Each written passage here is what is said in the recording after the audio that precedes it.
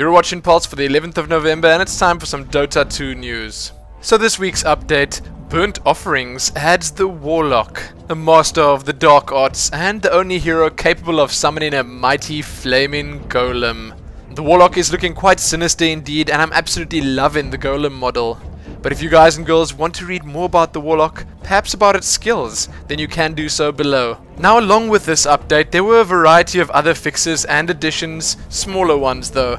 But one big thing that this week's update does add is the next step in Valve or the Dota 2 team's ongoing work to tackle community health, as they so diplomatically put it.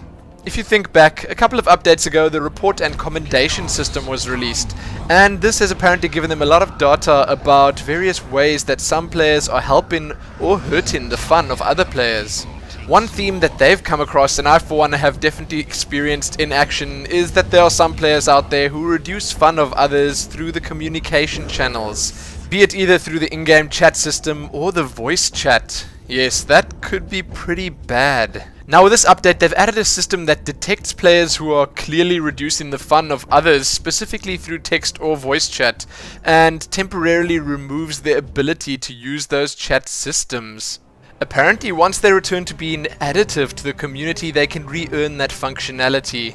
As usual, they're going to be testing this to see if it actually works. I can think of a few flaws in this system, like not being able to call missing and things like that, but we're going to have to wait and see. Maybe it works. One other rather big change I noticed was that the matchmaking now supports a couple more regions.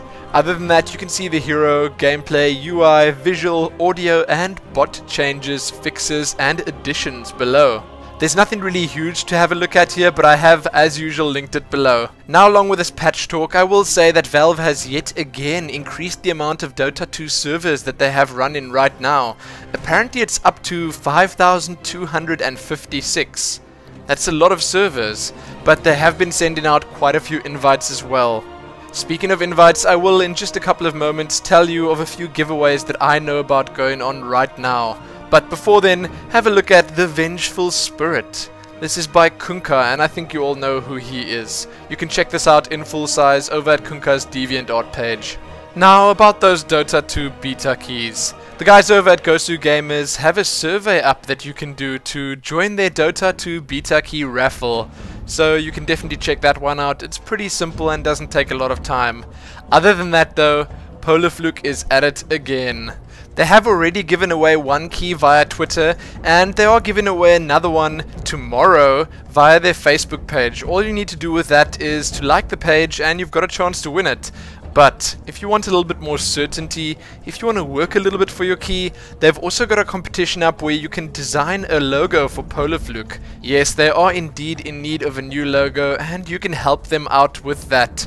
So if you fancy yourself a graphic designer, a bit of an artist, then this one's for you. You can read more about this over at the Polarfluke Facebook page. I have linked it below. Next, a couple of Dota 2 extras. You can read that Fnatic MSI have welcomed a new Dota 2 team. Virus Gaming and their Dota 2 team have parted ways. You can have a look at a Na'Vi highlight video. It's titled One Step Ahead and it mostly just features footage from the International. You can read about the Dotalicious Dota 2 League. You can check which teams were invited to the DreamHack Dota 2 tournament. And lastly, you can find a lot of information about the World Dota Championships below. This includes stuff like streams where you can actually watch the games, the groups of teams participating and more. So sadly, that's all I have for you in the Dota 2 news. You can read more about everything I spoke about in the links below this video.